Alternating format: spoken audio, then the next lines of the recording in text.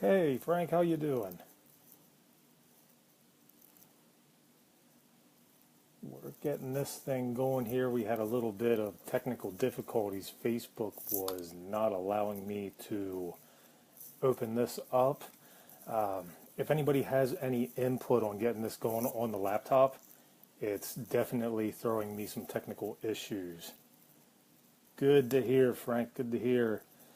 Ladies and gentlemen, Steve Bentz has joined the conversation.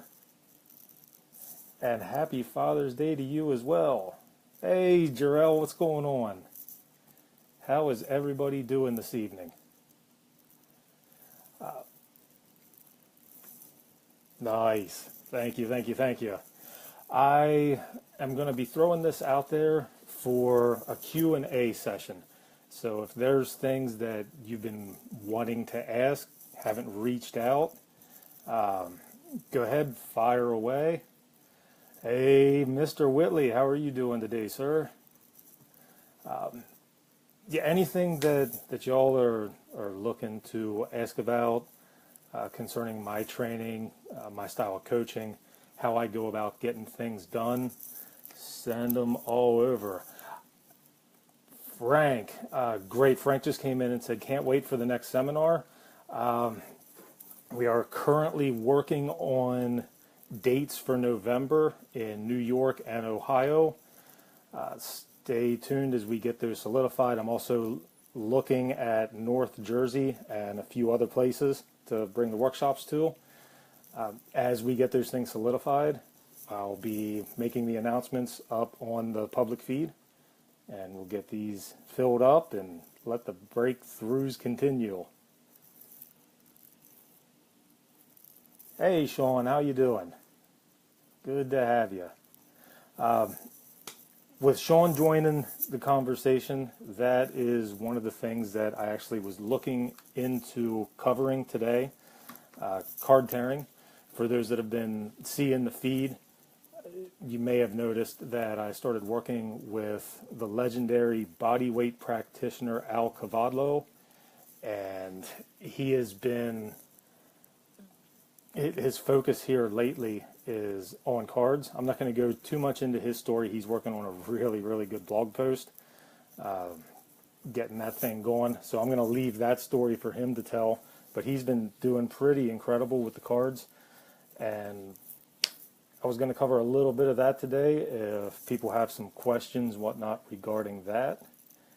We're filling up, getting some more people coming in.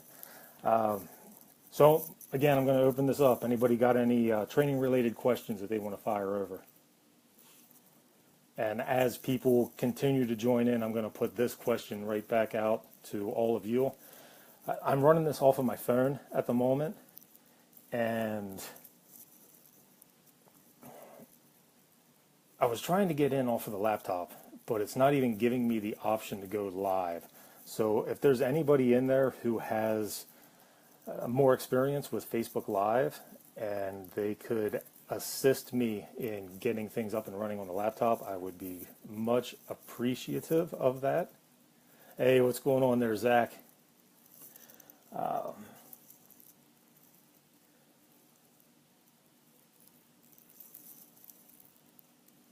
Mr. Walker has joined the conversation. So Frank is asking questions about coins.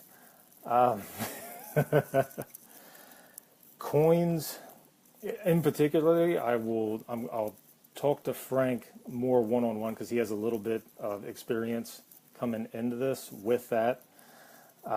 Coins is a very advanced move.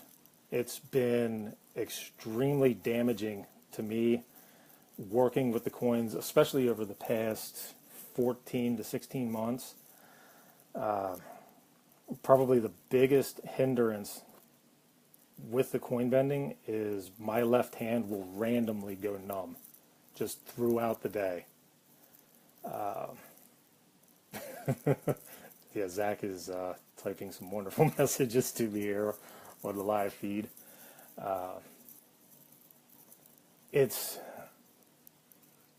I don't even know how they would calibrate the amount of pressure that it takes to get a coin to bend in that manner. And there's two key areas in the hand that are getting affected. I jam the coin into the side of my finger. Anybody who's seen the videos, I pinch it real hard with my right and I jam it into that area in my left. And then when I go to crush the coin, I smash it in between this area of my palm on both hands. And in do sewing, I have crushed a lot of nerves in those two main areas of the hands. And the left hand has received the brunt of that damage, where I'll just be going about everyday life activities and bam, hand shuts off, just goes numb, like it falls asleep. But it's not like a regular falling asleep. It just, there's no tingles there. It just shuts off and it's done. Then it comes back as fast as it goes off. So it's a pretty intense activity to get involved in. And there's a lot of sacrifices. One of the other big things that has happened is, I'll pop this over and show my wrist. See that protrusion coming out of my wrist? What that is it's called a ganglion cyst. And basically what it is there's synovial fluid within the connective tissue. And the pressures that are getting exerted with my style of coin bending, I can actually feel the synovial fluid shooting out, leaking out of those connective tissues. I've got them on both wrists. The one on the right side isn't as visible as what it is on the left. The left side's just really bad. There's times when I'm getting into harder bends, such as quarters or English pennies, and I'm really jamming those coins in to the area of my hands that I need to do. The pressure ramps up very intensely, and that lump, in doing one of those harder coin bends, it'll actually protrude out another 1/8 to 3/16 of an inch, because it's just shooting out that much synovial fluid. And then over time it'll start to slowly reabsorb back in. But it's, you know, it's what I do. It's what I want to do. I got a lot of passion for it, so I go deeper with it. And that's basically the premise that I've been able to accomplish any of the things that I've done over the past decade as far as being a strongman. It's just work in. It's what I want to do. It's not worried about going out and being on this list, that list, or any of this other stuff. It's about doing what it is that I want to do, what makes me feel good about what I'm doing. It's about personal advancement, personal building, finding out who I am, what I can endure, what I'm willing to put out there to be able to get these things done. In doing these things now over the past decade, I am absolutely at the most calm I've ever been in my life. It's a huge release to be able just to dump every bit of your soul and your being into a piece of steel or a big phone book or a deck of cards or whatever it is, whatever the piece of equipment you're going after is. I have a background in weightlifting, but with my back injury, it got to the point that after I achieved the goals that I had set, after they told me that I'd never lift weights again in 2002, I decided that there was a couple numbers that I wanted to hit, and I went really hard and chased those numbers, ended up getting them, and once I did, it's like, what's left? Do I keep going, or is it time to shift? And for me at that point in my life, it was time to shift. I loved the intensity that I was getting from that activity, but it was still very physically detrimental. As I was building my strength, I was really getting torn down the entire time.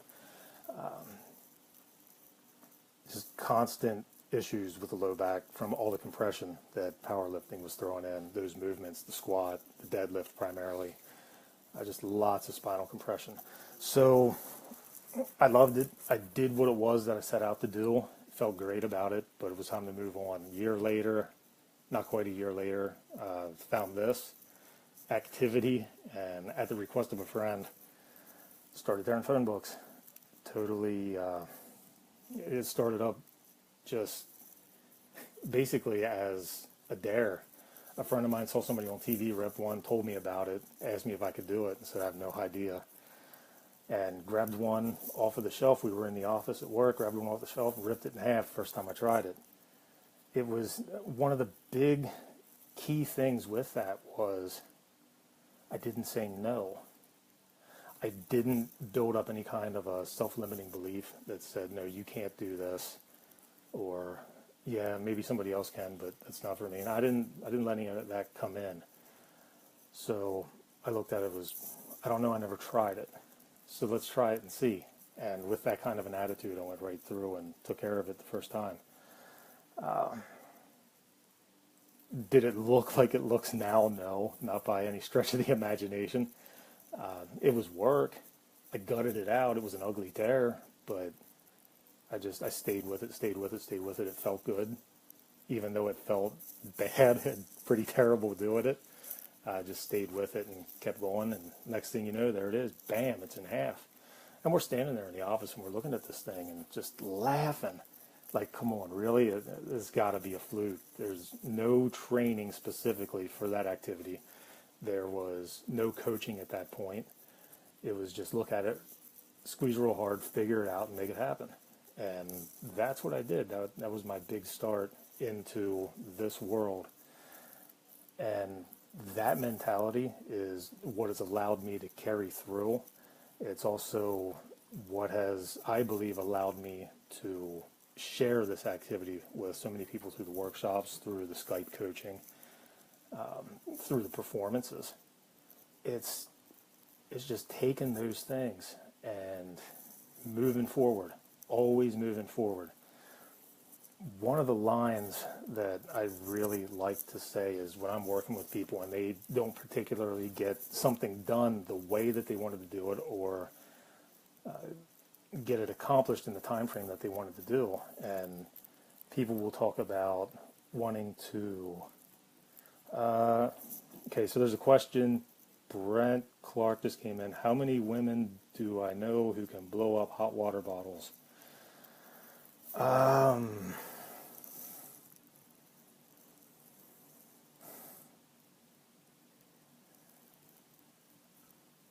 Personally, I have coached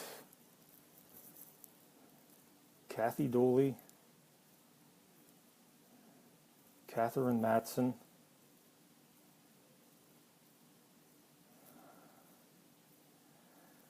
I'm rolling the wheels here, looking at who else has done it. There's more.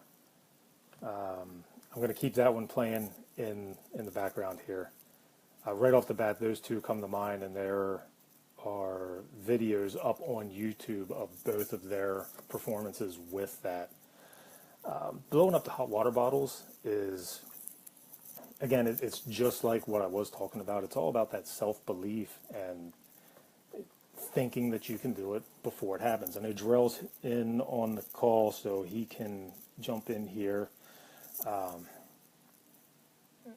was working with Jarrell last year as he was getting prepared to do that particular feat for the Association of Old Time Barbell and Strongman for his first performance there. And it's all about the belief. It's about the trusting yourself, the just do it, trust the cues that you're getting from whoever's helping you, who's walked that path. Just trust it, trust the process, and believe in yourself. See it happening, and you can accomplish so much more that way. You just stay with it, stay with it, stay with it. It's a little unsettling as you're taking one of these hot water bottles for the first time, and you're just blowing into it and blowing into it. All this breath control, your abs are getting tired, for me, the worst part of the hot water bottle at this point is all this fur on my face because of the seal. I don't get a good seal because I've got all of this beard and mustache that I've got to push the bottle through. Otherwise, all the air just leaks out in every direction. So it's really, really holding on and holding on and holding on. And the thing that gets me first is biceps. So it's an average hot water bottle with a good cadence, good rhythm takes just in the neighborhood of 2.5 to 3 minutes. So you're basically doing an isometric contraction with your bicep and your forearm holding this thing still while you're exerting every bit of power you can through your breath, through your diaphragm. And this thing's getting huge and huge and huge, and it looks like this giant beach ball in front of your face, and you're just going through it, and you got your eyes closed, and you got your rhythm, and then all of a sudden you open up, and it's nothing but this huge wall of pink in front of you. And it's like, have you ever sat down and watched the clock for 3 minutes? You try it sometime. Count down the seconds for 3 minutes and see what an eternity that actually is. It's a long time, and you're under stress for a long time. And any of my 717 area code friends that are looking to get some really excellent top-notch training under stress, look up Steve Bentz. He's on this call. Check him out. He is an incredible instructor for Russian Systema. He very quickly will get you comfortable with being uncomfortable in a high-stress situation. My own personal training escalated greatly after I went to a breathing seminar with Steve. I had been training in with him years past, and it's just such a great system that he has developed that he operates out of. So definitely, if you're in the 717 area, look him up, send him a message, get involved with Steve. Great guy and incredible instructor.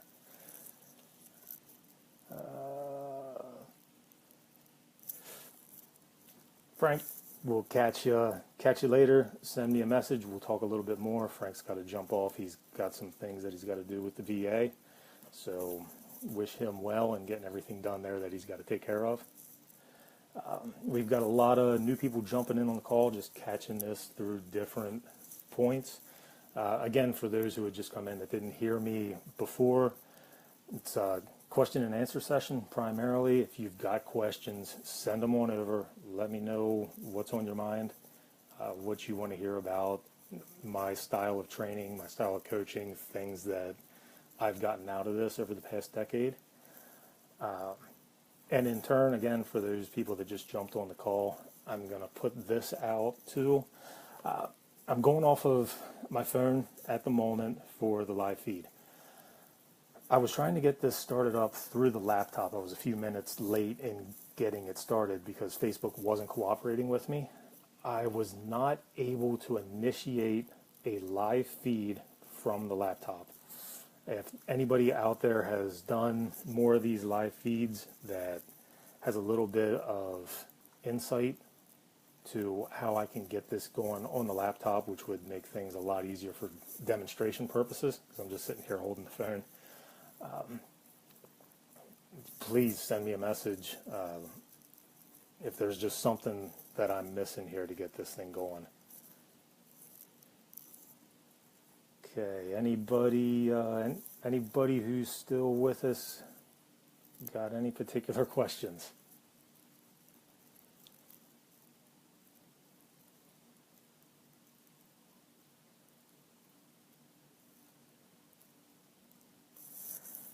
All right, well, while we're waiting for some questions to come in, I'm going to see if I can stand this phone up.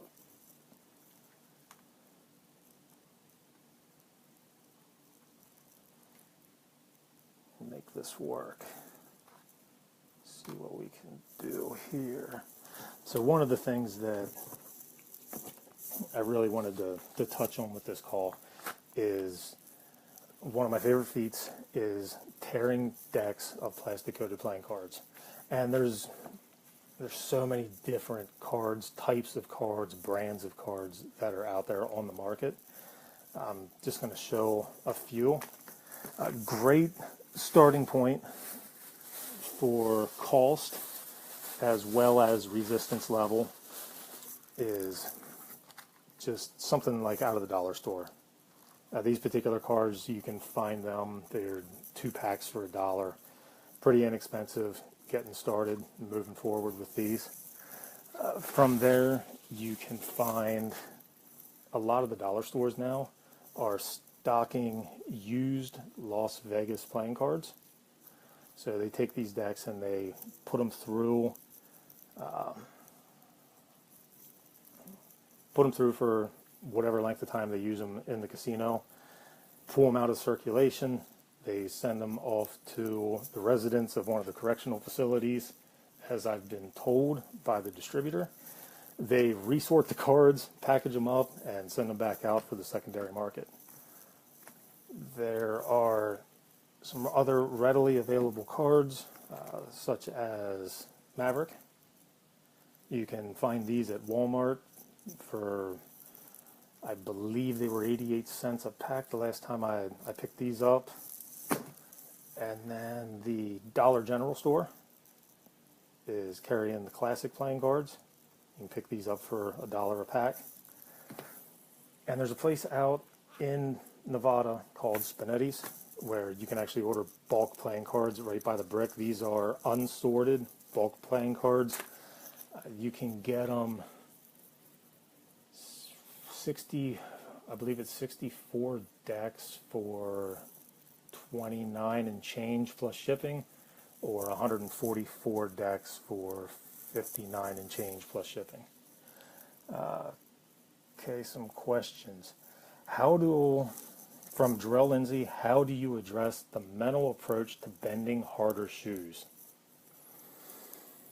Okay, so referencing horseshoes. With the feats, as I'm going to personally progress within the feats, one of the biggest things for me is visualization. If you're not seeing it for yourself, that you're doing it, it's probably not going to happen. You've got to see it. You've got to want it. It's got to be a burning desire. You've got to want it more than you want anything else, that it's going to override the fear, that it's going to override the pain, that it's going to override the risk of personal injury. Horseshoes in particular, I have been hurt with multiple times. I'm recovered, I'm healed, but I still do have lingering effects, especially when I'm going heavy. The worst injury from horseshoes that I had was during the filming of Bending Steel. We were at the venue for the end of the film. Those of you that have seen the film, near the end of the film, I was getting Shaq ready to go out and take the stage and have his standalone performance at the end of our group show that we did. We had it set up. We were doing 2 shows that day. My portion in the show was 3 individual segments per show, so I had 6 segments. I came out during the second segment and was going to do a horseshoe for that segment. Horseshoe that I've done many times. It's high level, but I was confident with it. It's 3/8 of an inch thick by 1 inch wide, number 5 draft. And I grabbed a hold of the shoe. I've wrapped it up. I'm performing, so I'm exaggerating for the audience my moves. I've got the whole routine set up that I do. And I go and I put this thing on the side of my leg like I do. For those of you that have either seen me in person, worked with me, or seen the videos. And got a hold of it, grabbed, and just laid into it with everything I had, and dropped straight down to my knee and just grabbed my side. Now this was edited out of the film. They did not put this particular portion in. But what happened was, as I was pulling on that horseshoe, I gave everything that I had into it and tore intercostal muscles. That injury took close to 4 years, 3.5 to 4 years to really clear to the point where I wouldn't feel it on deep breaths. There's scar tissue in that area, even though it's healed. So it's still there. I know it's there when I'm going heavy, but I don't think about it. And that's the mindset. You got to put all those kind of things out of your head. It's a meditative state that I drift into when I'm going after the harder things. It's when I'm not physically doing the activity, I'm doing the activity on a different program in my mind. There's things that I have literally visualized for years. Yeah, years. Seeing myself do it over and over and over again. Letting that program run so that it's like watching a TV show within my head. And I run the program that much that when I actually go to physically grab it, it's already done. That's the big key as I'm moving forward. And I don't think about going after a particular item because of accolades. I go after it because it's what I want to do for me. It's a personal accomplishment. It's personal growth. It's an enablement tool for me to express what's inside and to just keep pushing forward, to break through to the next level, the next thing. What happens a lot of times, people who are chasing things for other reasons, looking for just accolades or whatnot, you open yourself up to injury because you're not chasing it for the right reasons, and you're not going deep within yourself to make those things happen because you're just worried about the camera or worried about what people are going to say or how many likes are going to come in on it or this or that, the comment count, whatever it may be. But when you get to the point where, okay, it's for me, I'm going to do this for me, this is my thing, and then share that thing after it happened, instead of, okay, I'm going to push the envelope and I'm going to try and do this huge, enormous thing so that I can be the man. Well, it's not about that. It's not about that at all. In my own personal studies, I study a lot with Napoleon Hill. I study with Bob Proctor, Earl Nightingale, Les Brown, Wallace D. Wattles, a lot of the philosophy of self-improvement.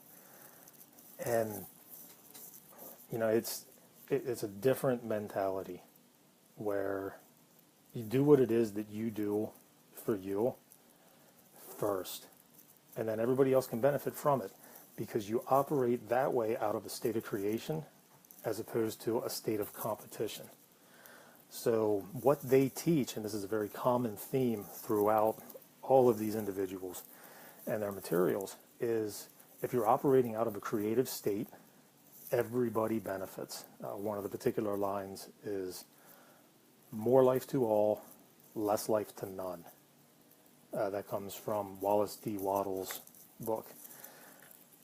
And the competition aspect is, it's got good sides and it's got bad sides, but the reason why I don't personally compete is I feel very strongly about making a name for myself at the expense of someone else.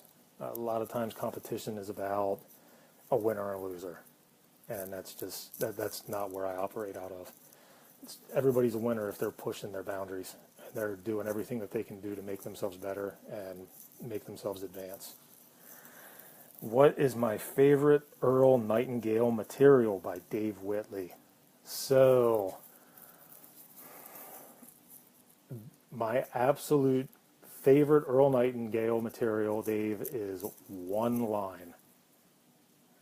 And that is, the strangest secret is we become what we think about most of the time. and that's 100% accurate. Just like I was touching on a little bit ago with the cards or any of the other feats, seeing it, the horseshoes, running it through your mind, run that program through the mind, see it over and over and over again. Make it happen. You're going to convince yourself that you've already done it, that it's there, it's easy for you, it's not going to be a big deal. You just do it.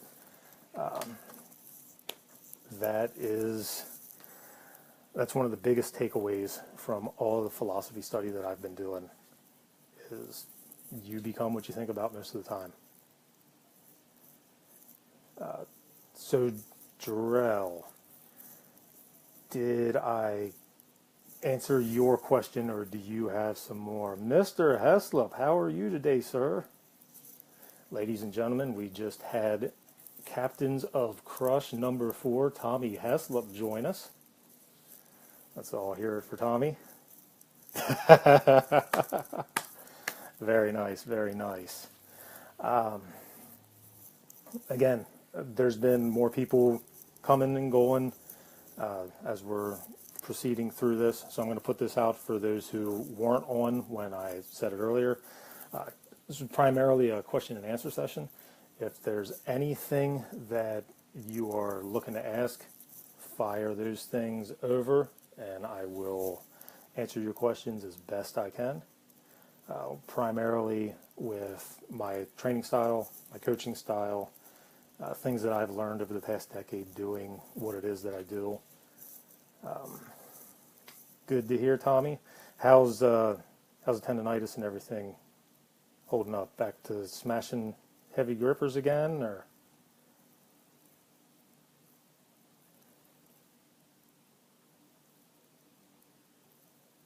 Well, I'm waiting to see if Tommy's got some text coming back in here. I don't know what the delay time, the lag time is for the questions coming in. But back to Jarrell, did I get your question answered, Jarrell? Wondering. Yeah, this is only my second live feed. The first live feed that I did was basically I just turned the camera on and grabbed a piece of steel and started bending up a sculpture. And I didn't engage with any kind of question and answer. I didn't follow the phone at all. I just set it up, hit run, go live, and did my thing. When I was done bending up that steel, I signed off and clicked the button. So this is a learning experience for me as well, getting into the live feed aspect of Facebook.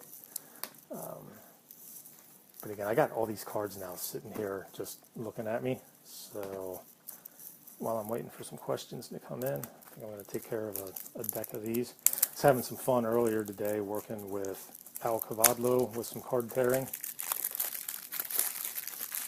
If you don't already follow Al, look him up. Really, really good-natured guy and extremely strong. He's written the programs for convict conditioning and extremely well-versed with body weight exercises. Now he's trying his hand out at different feats of strength. Run through one of these tears here for you. There's a couple little aspects here that I'll point out while I'm going through them. With tearing a deck of cards, there's a couple different styles that you'll see. Sometimes you'll see people grab with one hand on top, one hand on the bottom, and try to twist the cards. I never really liked that style personally for myself. It never felt like it was controllable. It was just basically just retch, and they tear. But I couldn't pinpoint the tear. With the style that I like to use, you can very exactly pinpoint where you want to put the tears. And we're going to continue on with visualization. When you would look at a deck of playing cards, plastic coated paper, slippery, it isn't really something that most people would look at and say, oh, I can tear that in half, like a tissue paper. So let's think about things from a different perspective, from a different angle, to be able to see it being done. What would be a corollary example to taking the top off of a deck of cards. Well, how about taking the lid off of a jar, taking the cap off of a bottle? And we look at it from that kind of perspective. You take it and you relate it into something that's familiar and very common. So just like you would grab a jar, you would grab the cards in your hand, come over the top, pinch, squeeze real tight, and just take the lid off right along the index finger, just like that. Once we hit the halfway point, just going to pin it a little bit more and take them right in half, just like that. Any questions, comments on the feat of card tearing from anybody? Thank you for the likes. Thank you, thank you, thank you. Much appreciated.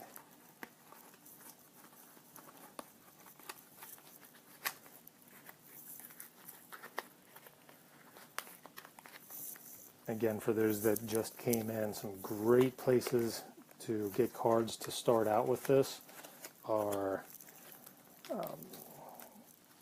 for one, Walmart. You can pick up cards like this. These are Mavericks. Now get some duct tape and oven. I'm going to assume oven mitt, which didn't come through in the message from Tommy Heslop. There it is, mitt. It just showed up. So Tommy wants me to go get some duct tape and an oven mitt to diminish the grip and increase resistance. It's a great way for progression. Another absolutely fabulous thing about cards is your ability to progress with them. Just going to grab some cheapies here. These are 2 for $1 type cards. Let's get these things opened up here. So let's look at this. See you, Charlie. Thanks for popping in. Have a good night at work. So with the cards, one of the things that I like to ask people is, do you think you can tear an entire deck of cards? Most of the time, the answer that I get back is no, which that's one of the things with Breakthrough Strength is we want to change that type of thinking. So then I change the question. Okay, you don't think you can tear a full deck of cards. Think you can tear half a deck. A lot of times, the answer again is no. Okay, so we'll switch it down even more. Think you can tear a single suit. Single suit is 13. If they say no, how about 10? If they say yes, okay, 13. How about 14? How about 15? Get our way back up. I'm just going to use the example of 26. So 26 cards is half a deck. And you can grab that 26 and tear them right over, and you're good. And what that should do is open up your mind to a different way of thinking. Okay, so there was 26 in there. So next week, let's add a card. I mean, how hard is it to tear one card? It's nothing to it. It's just like tearing a piece of paper. Just so simple. Just like that. If you've torn 26 and you add another card, you shouldn't even feel it.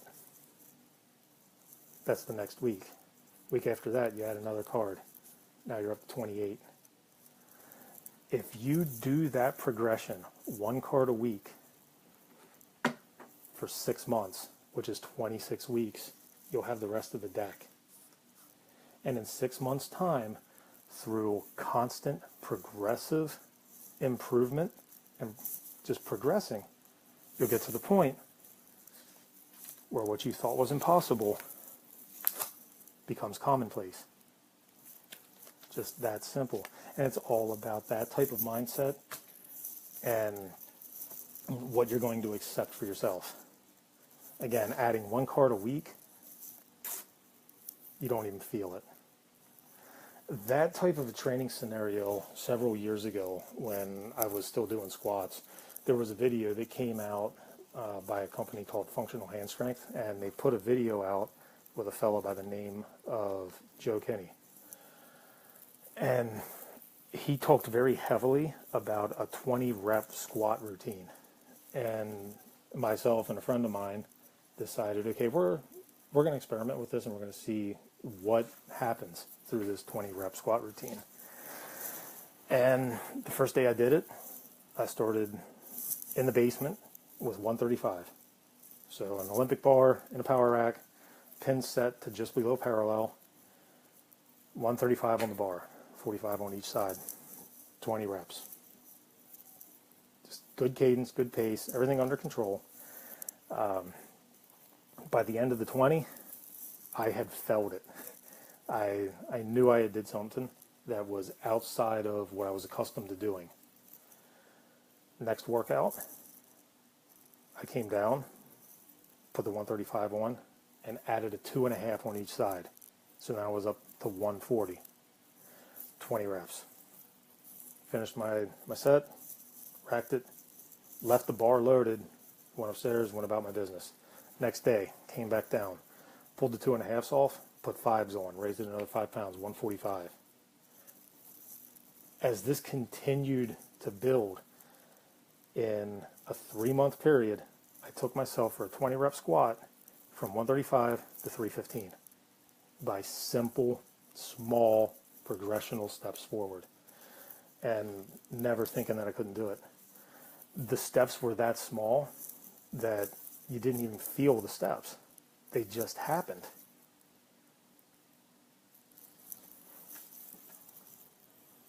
A few more people jumping on here. Again, I'm going to put this out there that this is a Q&A session, and if you have any questions related to my training, my coaching style, and things that I have learned along the way in the past decade of doing this, send them over.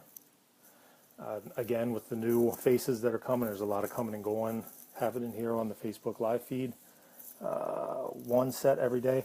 Tommy, yes, for the 20 rep squats, when I first got into it, up until the point when I hit 225, I was doing 1 set of 20 reps per day till I hit 225. Once I made that jump over 225, I started doing it every other day because it was a little more deeply taxing into the legs, so they need a little greater recovery. And I believe I would have to go back and check my journals, but it was somewhere in the vicinity of 275 to 285. I stretched it out to every 3rd day just to make sure I was giving myself ample recovery time. I didn't want to push too fast, too much too soon, and risk an injury, but it started out 1 set a day. Any tips on hand recovery, and does your routine include opposing muscle groups? From Graham Cunningham. So for hand recovery, there's a few things that I really like doing. One of the secrets, one of the most neglected tools that I see out there, I had learned from a fella named Steve McGranahan, and it's a gyroscope. So basically what this is it's got a ball on the inside that'll rotate in one direction, and it's on pins that run inside a track, which goes in an opposite direction. So you've got a gyroscope spinning in 2 different directions. Phenomenal, phenomenal device for active recovery, and also for building up. People that know me personally, and some of the pictures you see, I've got a pretty substantial thumb pad. It's really solid and a little exaggerated there, but this tool has allowed me to really work on that with that thumb, and this is the grip that I like to utilize with it. It's a straight finger grip, straight thumb grip that just opposes, and then wind this thing up as fast as you can. what's happening with it is that gyroscope inside is spinning in those two different directions. It's trying to rip it straight out of your hand. You got 4 fingers opposing a thumb, which directs a lot of pressure right back onto that thumb pad. If you grab it more like a baseball, it's great just active recovery like that, or it's a great tool for building strength that has a big translation into hub lifts, in my experience. Other things that I like to do for recovery are 60-second ice baths. When I first got into this, I came into it in October of 2006. I had learned about a few different recovery modalities in early 2007, one of which was contrast baths, which was ice water for 60 seconds, hot water for 60 seconds, back in the ice, back in the heat.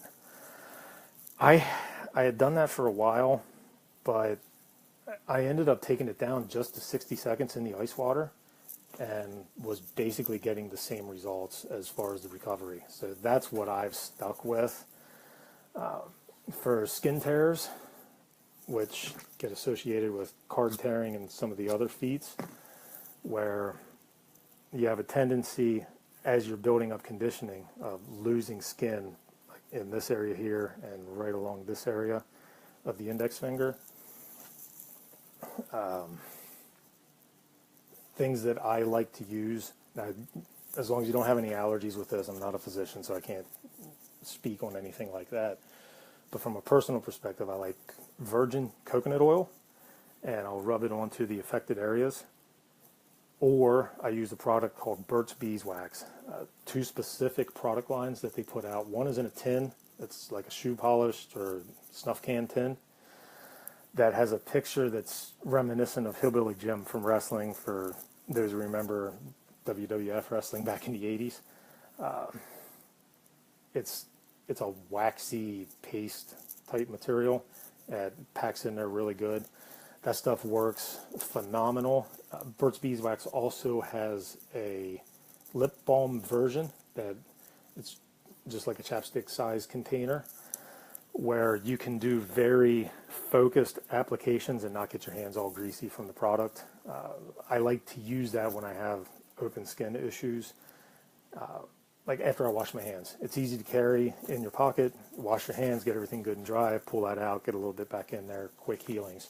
Those 2 items have helped me recover torn skin issues the quickest. And I really like to use them right before bed. I'll load my hands up really good, and this may sound funny, but then I'll take a pair of socks and I'll put socks over my hands and my forearms. That does a few things. As you're sleeping, if you go to wipe your face, you're not going to wipe that product in your eyes. It's also going to keep that product from getting on your bed sheets, and it keeps the product from drying out in the air, which is forcing more moisture into the skin. So it works better, in my experience, taking those products right before bedtime, loading up really good, and putting socks on. If it works for you, awesome. Glad that I could help you out with that. I'm going to roll back in through the comments, try to take these in order. So first off, Graham, did I answer your question? Did I cover what you're asking? While I'm waiting for that response to come in, Matt asks, how did you work into your incredible coin bending? It's amazing. Thank you very much. I appreciate that. Coin bending had started for me early in my strongman career. 2007 is when I can remember pushing with that the first time after seeing stainless steel, Stanley Pluskin. Stanley's an incredible strongman. He's done things that I haven't seen anybody else do as of this point.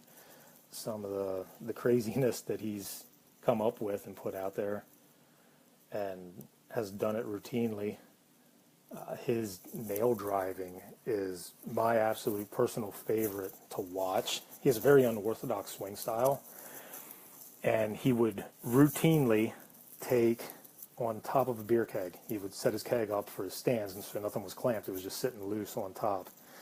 He would take a piece of 1/4-inch plywood. On top of that, he would take like a piece of 2x10 construction lumber, set that on top of the plywood. Then he would take a piece of sheet metal, and then on top of that, a license plate. In his rag, he would put a full-size 30-penny nail. And with one shot, he would do this strange, like, he would come up, and his hand would come up, and he would come back. His hand would drop almost all the way down to the ground, come back up, and then slam down with everything into the stack with a 30-penny nail, and goes through the stack routinely. That is a lot of displacement from a 30-penny nail. It's the shaft diameter, it's a lot thicker than what most of the nail drives are done with. And the stack of materials that he had were also just top-notch. I mean, plywood, full-size construction lumber, sheet metal, and a license plate on top with that bigger nail, and bam, that set a big impression. And then watching him with his coin bending, I've modeled what I do off of Stanley. It's not exactly what he's doing, but it is similar to what he's doing. It goes back to something that I had touched on earlier, which is visualization. I had seen it done. I knew it was possible. So if it can be done by a human, hey, I'm a human, I can do it too. Let's go forward with this and run the program and see it over and over and over in your mind, doing it. It's very uncomfortable. But when I had started pursuing this, I was getting warps pretty early on with the coins. The full taco bending, that didn't happen until last year. Coin bending for me has been off and on over the years, where I would work on it, set it down, come back to it in 6 months, do it for a couple weeks, set it down for another 9 months, come back to it, mess around. I didn't have a burning desire for it. I always thought it was cool and I liked it, but I didn't have a burning desire for it until after Mike Greenstein passed. After Mike's burial, it wasn't too long after that it hit me like a ton of bricks that I needed to do the coin bending. Mike was an amazing guy, and he was extremely supportive. He's missed very, very deeply.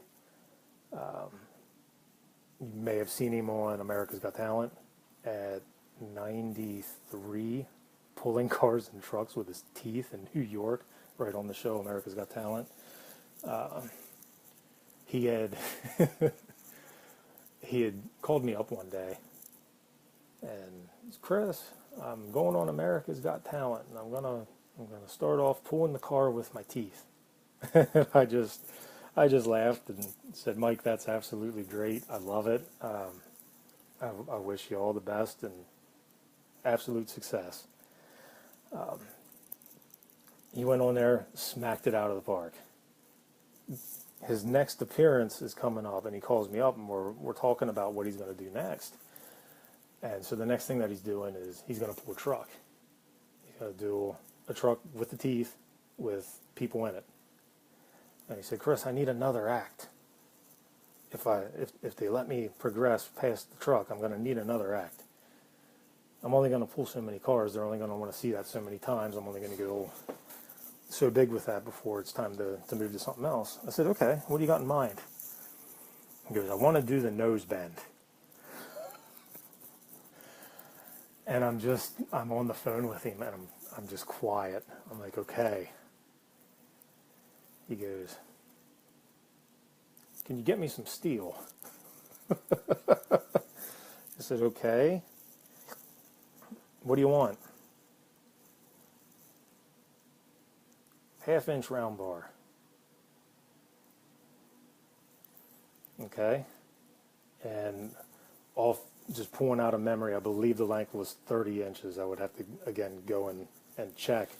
But I believe it was ½ inch round by 30 inches. And he was going to have 4 men, 2 on either side of him, put this bar across the bridge of his nose, and he was going to stand there and brace himself at 93 and have them pull the bar down over his face.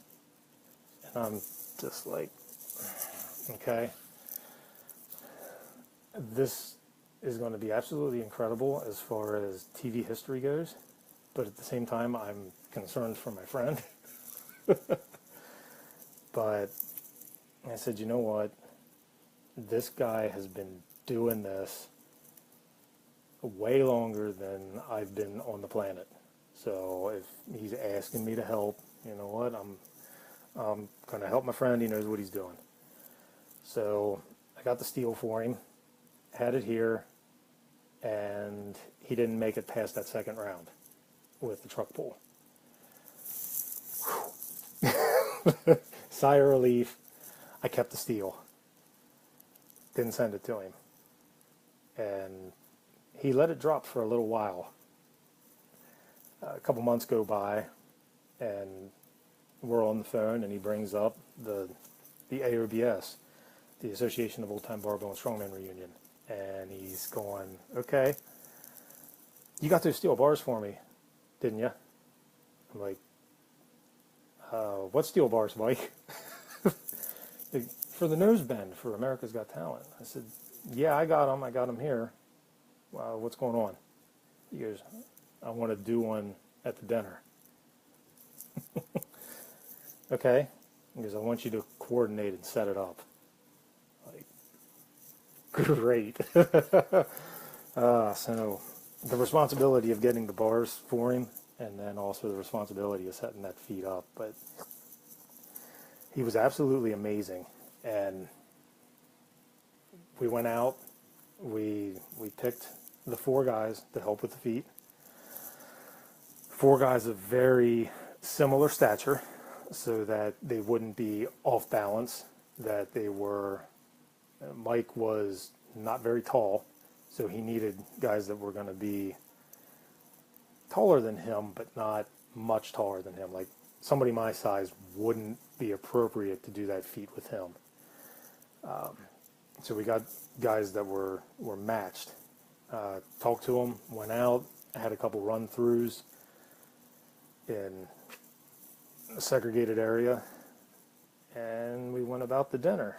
Time comes for the show time, and the mighty Stefan makes the announcement, and up they go, and he set history on stage at the AOBS. First time that they set it up, and his character was just so incredible, and his personality and the way that he went about things and the way that he would just carry himself. He went up there, and he went up with 4 guys that had never been a part of something like this before. They had no idea what they were doing, and they weren't at risk. Mike was taking all the risk himself by letting them subject him to this. And he gets there, and the command is ready, steady, go. And when they did it the first time, they pulled unevenly. They didn't pull either in unison or smooth. Something happened, and the bar raked Mike's face. It pulled right down over his nose. If you go back into my Facebook photo gallery, there's a picture with me and Mike holding the bent steel bar. And if you look at that close, pay attention to the bridge of his nose. They raked that bar right down his face. And everybody is just like, seeing this happen. And Mike just smiles.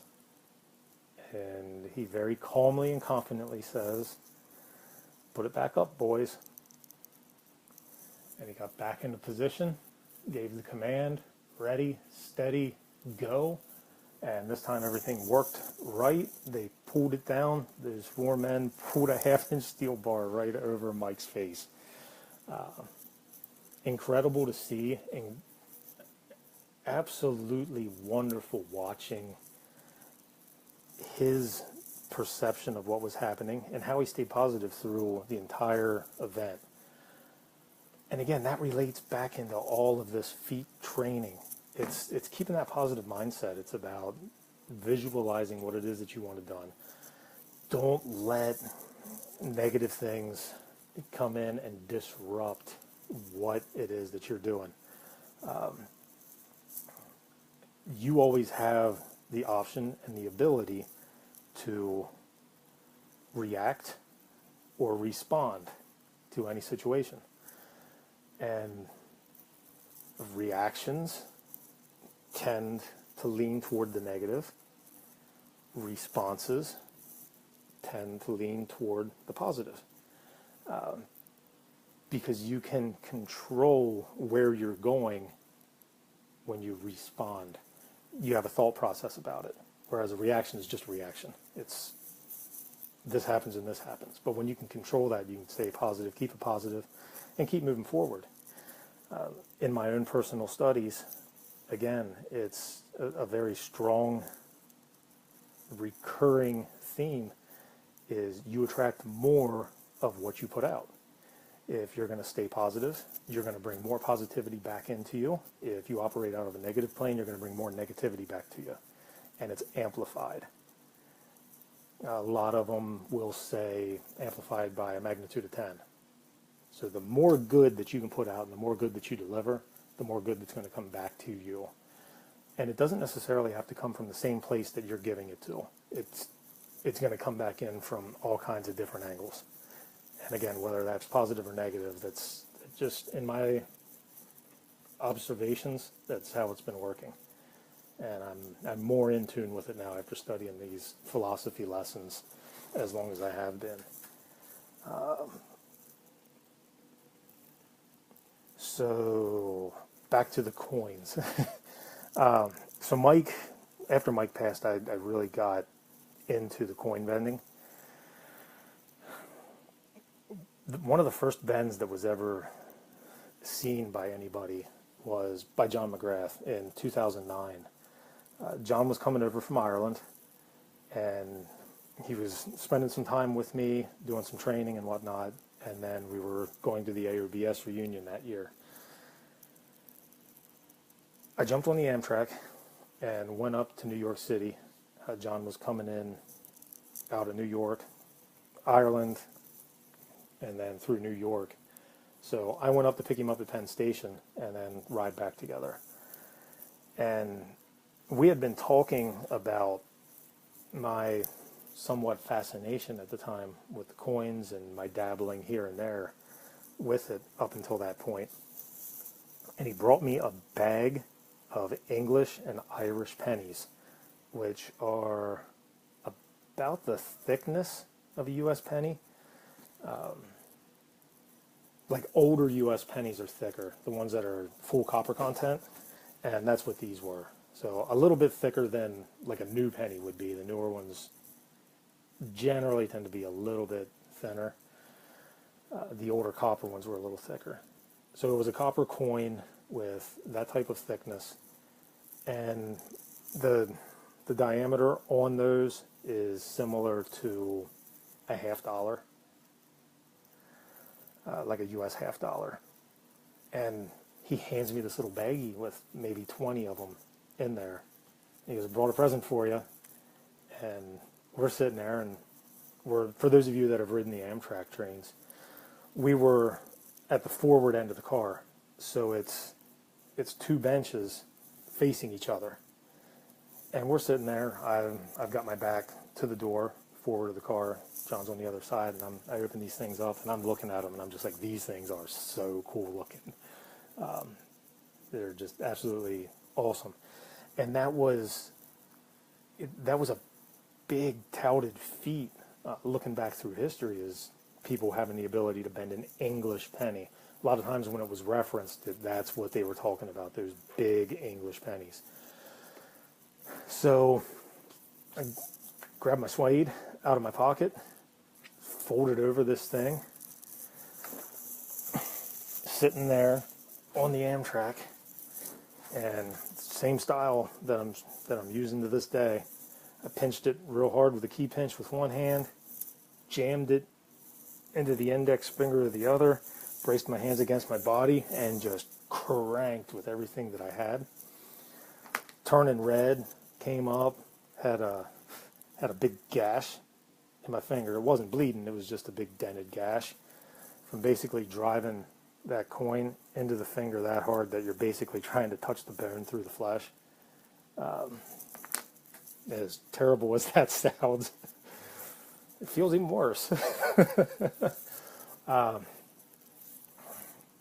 Unfolded the wrap over it and held it up, and John and I looked at it, and sure enough, there's a banana bow in that.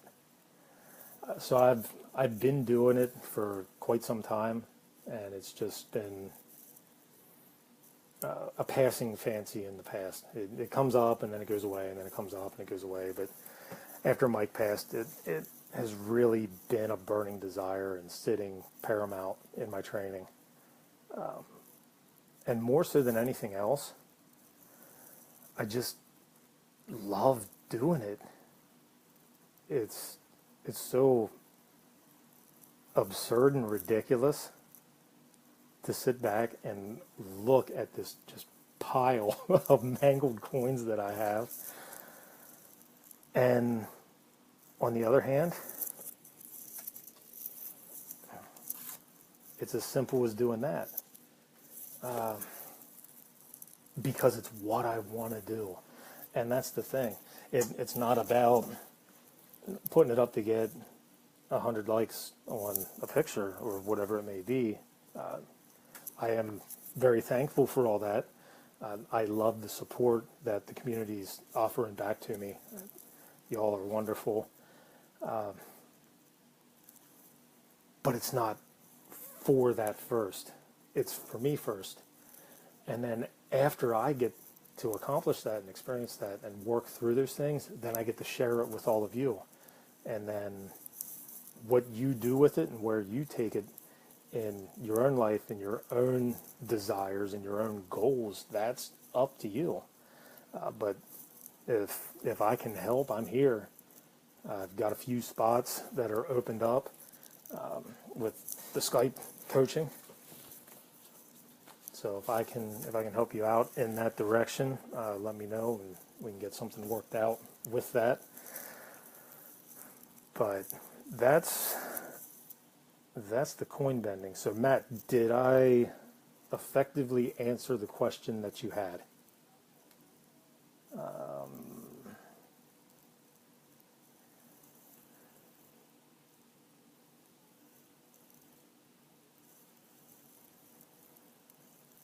Okay.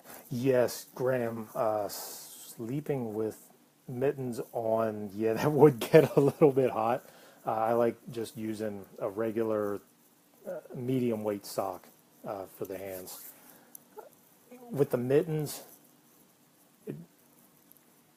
I tried that, and I also tried gloves. It seemed like they were much tighter fitting for both of those, and the heat couldn't escape out of the hands. I had the same issue, but it works out really well with just a pair of medium weight socks for me, just regular athletic socks. Thank you, Michael, very much. Thank you, sir. Hey, Tim, how you doing?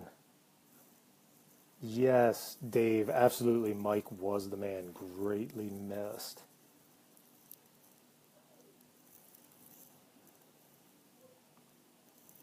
I'm just trying to catch up here.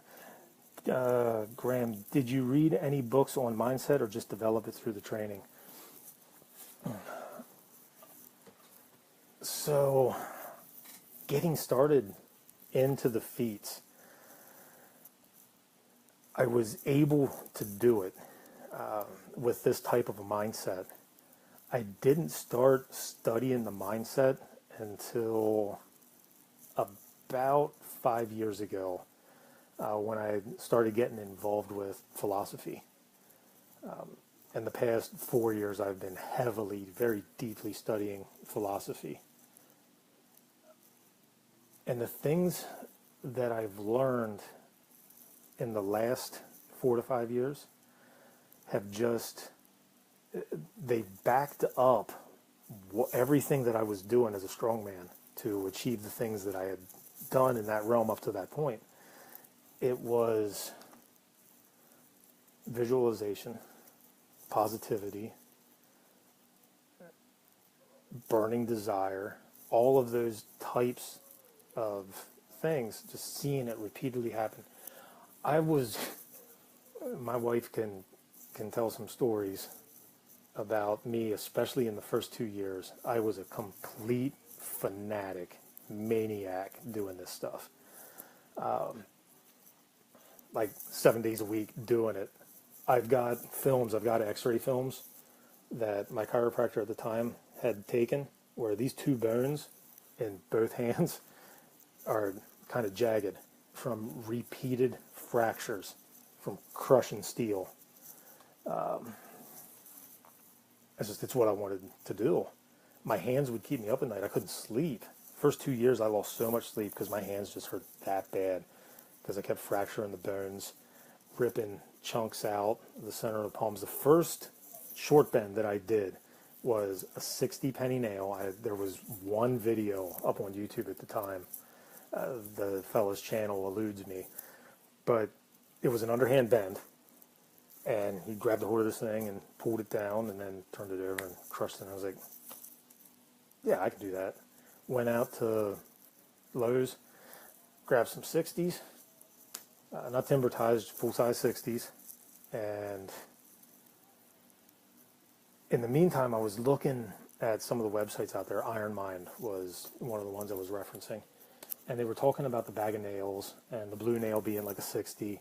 And they were talking about their pads, the Iron Mind pads, 12-inch by 12-inch Cordura to wrap around the ends. I'm like, Cordura? Okay, it's like a ballistic nylon. Denim should be close enough.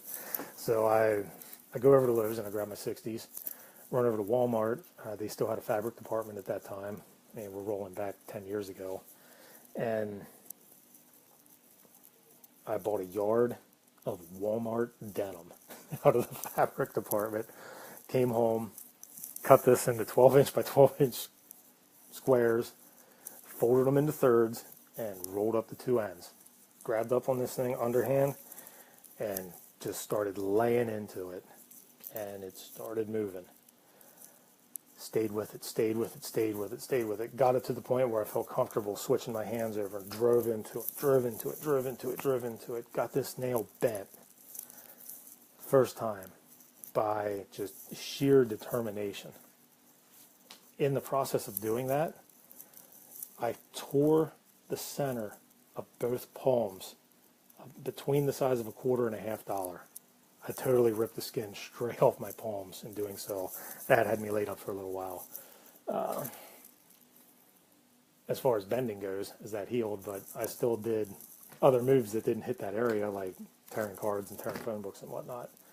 But it never slowed me down. I was more irritated that I had to take time to let it heal than anything else. It's not that it wasn't bad that it happened. It was bad that it was hindering what it was that I had a burning desire to accomplish and to achieve. So I had that in me to do that kind of thing. Before that, when I was a kid, I approached playing guitar the same way. It was nonstop.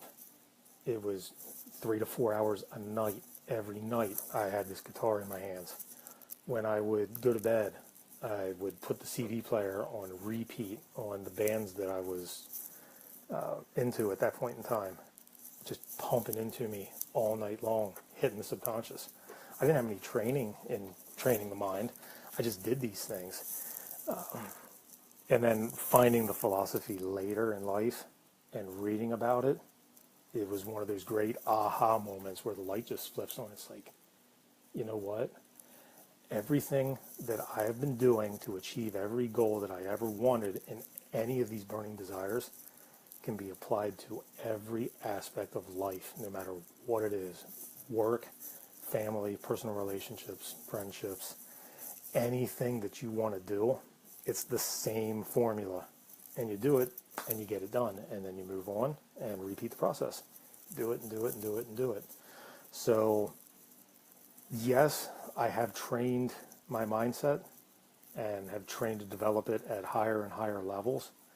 But initially, it was a program that was written into me already. But now I've learned what it is that I was doing. And it's very similar if you have read the book Think and Grow Rich by Napoleon Hill, you'll see the corollaries there. And if you have not read that book, I highly recommend jumping on Amazon, Amazon.com, do a search, Think and Grow Rich by Napoleon Hill. A little backstory, a very abbreviated backstory on Napoleon Hill is he was commissioned by Andrew Carnegie, the steel icon.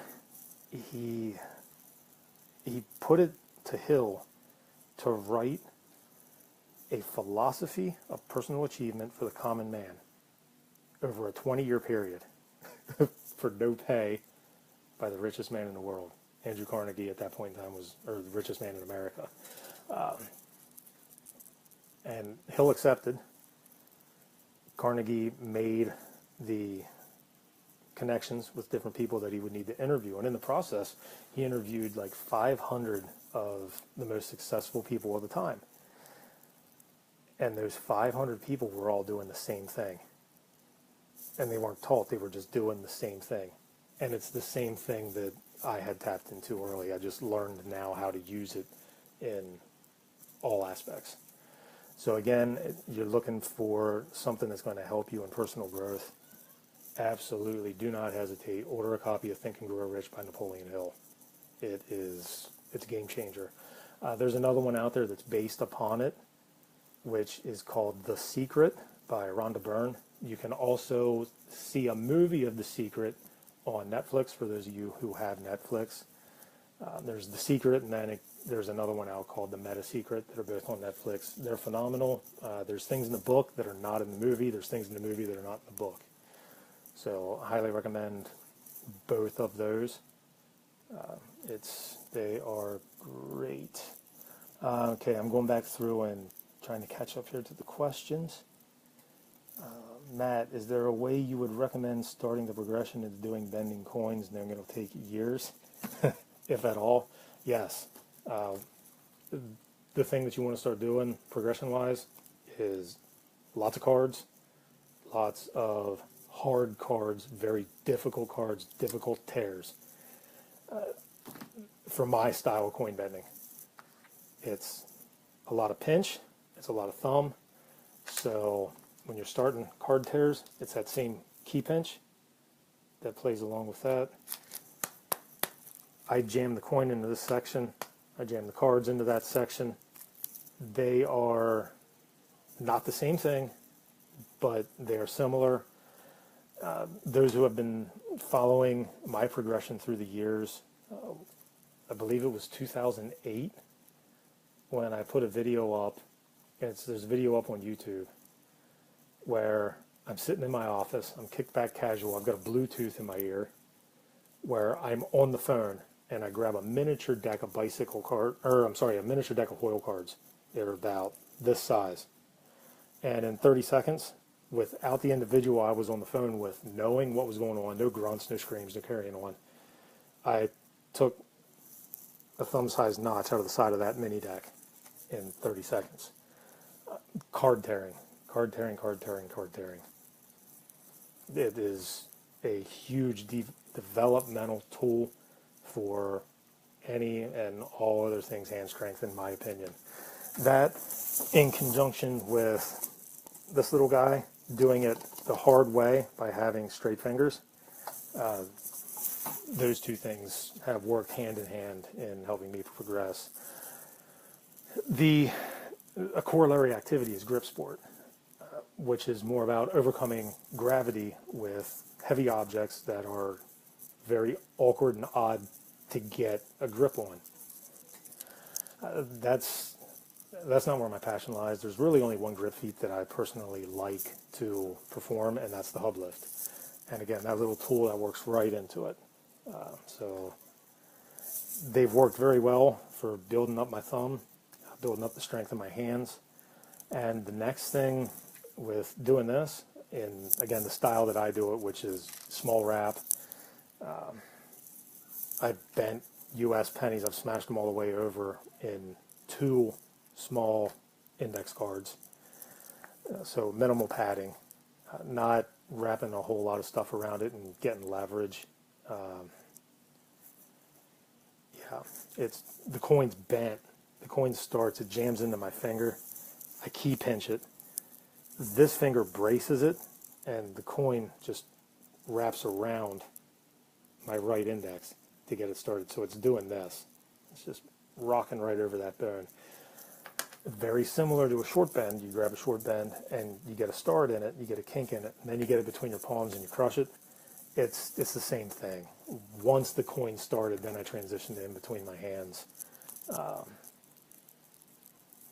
So it's there. It's a lot of pain, and then some more pain on top of it. Everything has a price. It's just, what are you willing to pay is what you're willing to pay of a lower value than what that cost is and associated with earning what it is that you want. Is the pain the sacrifice? The sacrifice meaning letting go of something lesser for something greater. Is the accomplishment of that task the greater and the pain the lesser? Can you sacrifice the pain and endure it to get to where it is that you want to be? So that's the ultimate question as far as the coins or really any of the feats go, from what I've found. And that also relates into everyday life. You go to your job. How hard are you willing to work at your job to accomplish the task, to move up through the ranks? Are you looking to get promotions? Are you looking to do what it takes to get the promotions? Or are you just going to settle in somewhere low and smooth? So that's where I'm at with that.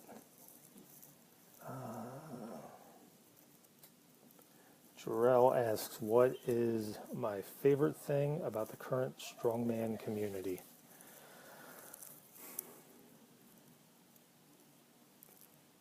That's a good question. I would have to say that it would be the support and the sense of seeing people rise up within themselves and their own abilities, especially when you take the competition aspect out of it and you're operating from the creative state and watching the people climb and build and build and build and get further and further within themselves and realize that there's more in there that they can tap. And the further they go and the higher the climb, the more they extend and reach the pull up to get up that ladder even more. I absolutely love that about the community.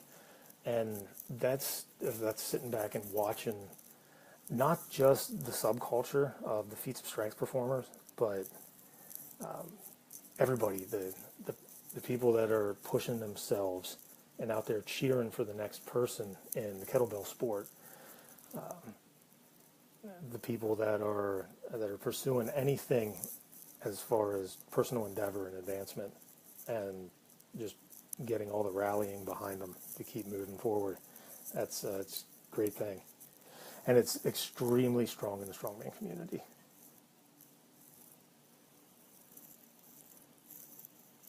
Okay, I'm looking to catch up here.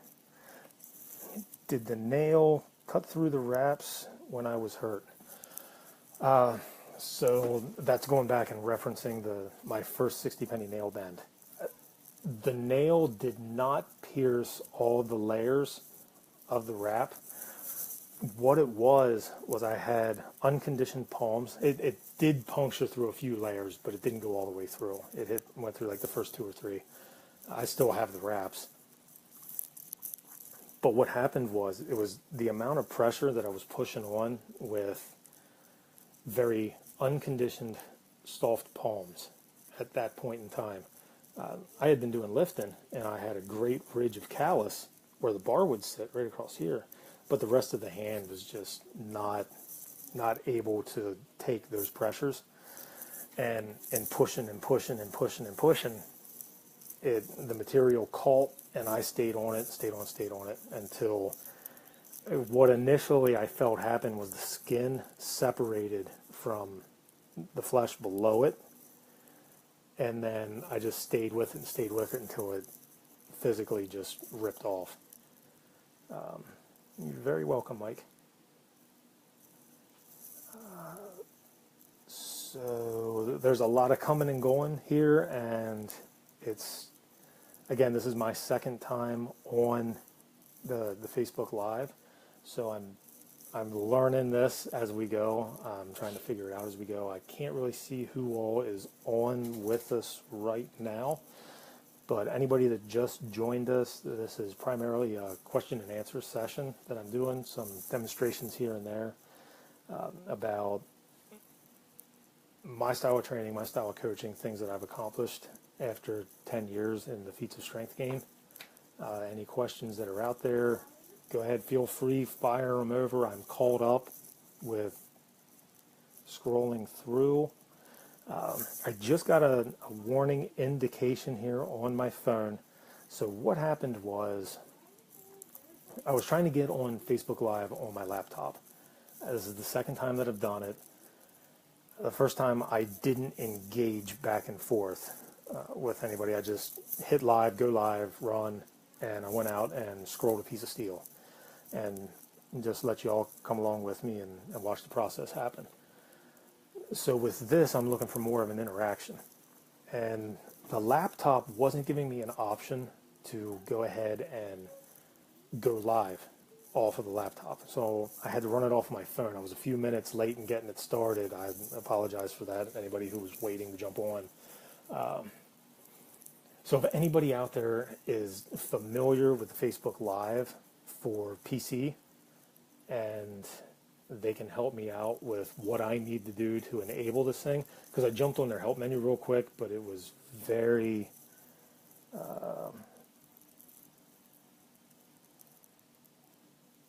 thank you very much, Bob. I appreciate it. So if there's anybody out there that has any little features that they can tell me about, the help button said that there should have been a live button posted on my page for on Facebook, which it's just not there on the PC. I got it with the phone, and we're there.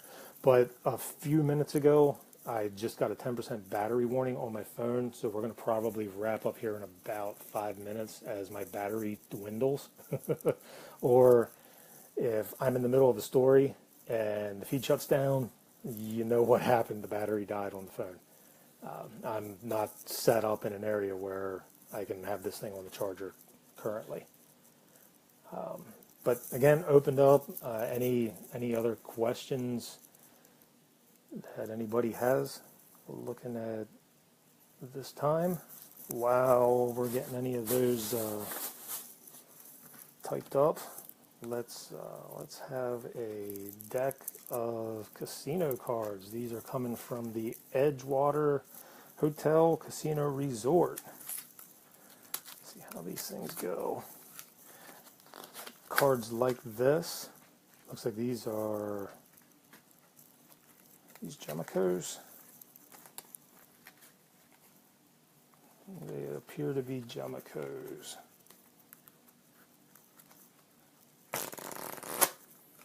I love that sound.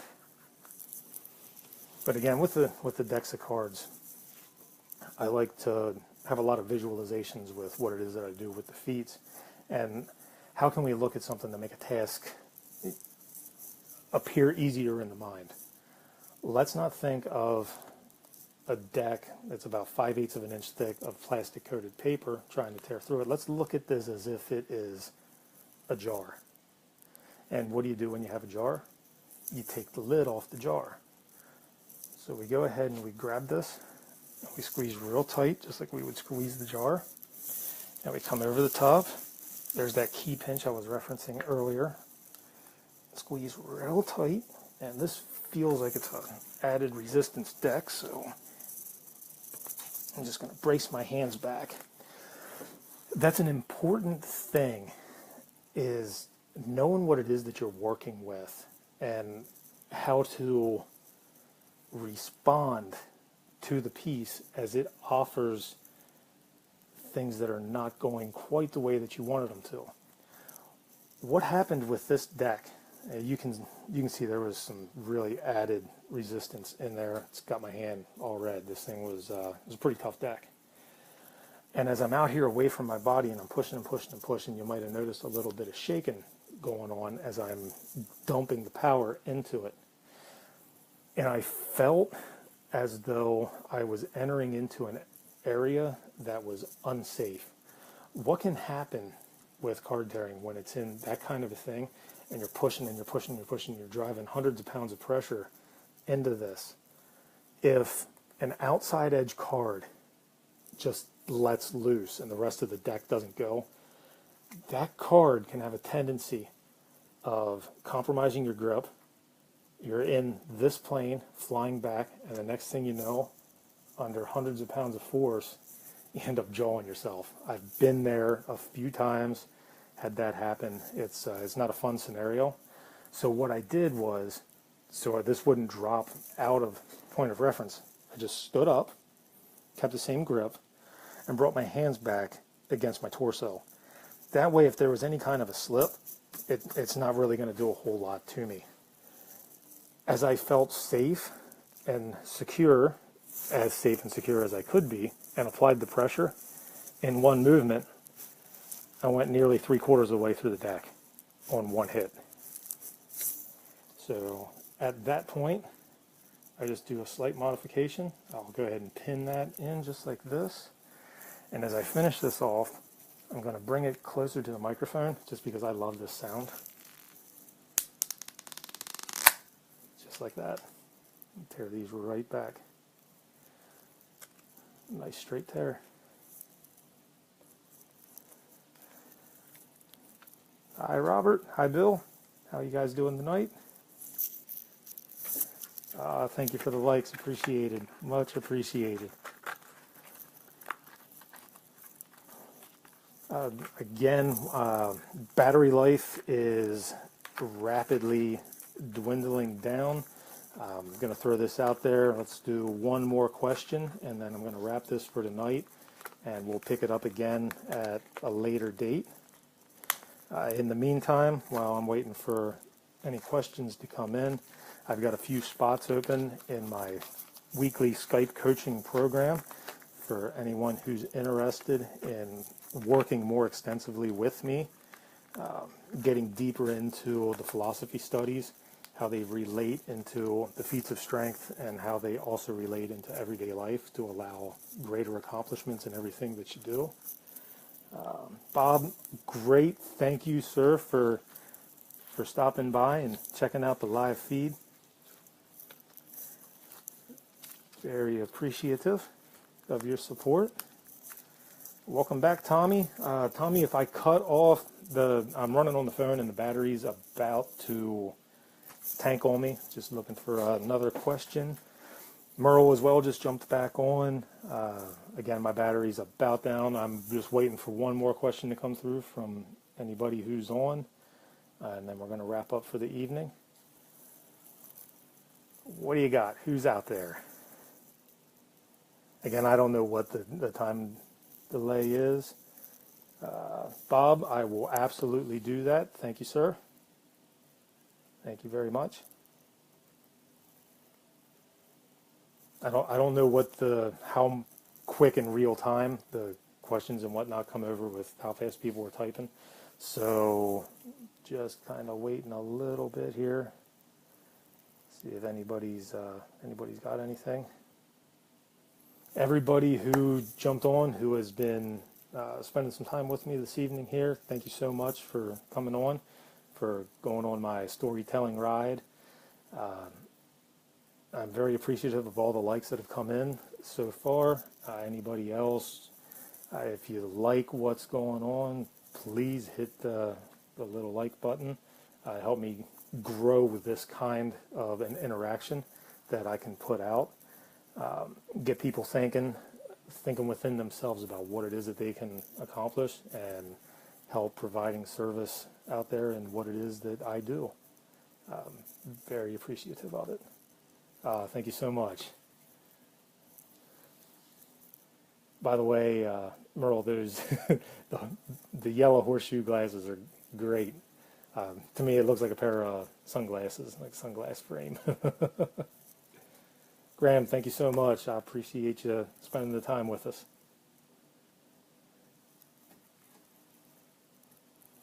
Okay, I'm going to let this run for, if I don't get any questions coming up in like the next 60 seconds, we're going to go ahead and wrap up for the evening. We'll let it run out here for another minute if anybody's got anything coming in. How'd you all like the card tearing? And again, once we wrap up here with the live aspect, I greatly appreciate your feedback. Please don't hesitate to leave your feedback in the comments section of the post. I appreciate it greatly. Plus, it'll give other people who see the posting of the live feed and go back in for a replay. If they're checking the comments out before they actually check out the feed, it'll let them know if people liked what it was that was going on. Might entice a few more people to jump on board and see what this is all about, that this activity that we're all intrigued by and absolutely love.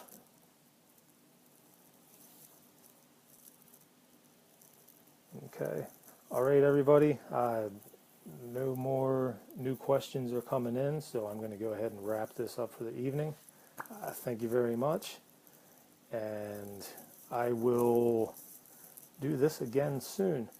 In the interim, if anybody has any personal questions that they want to send my way, you can reach me easily through the messenger system, as well as emails direct to chris@coneyislandstrongman.com.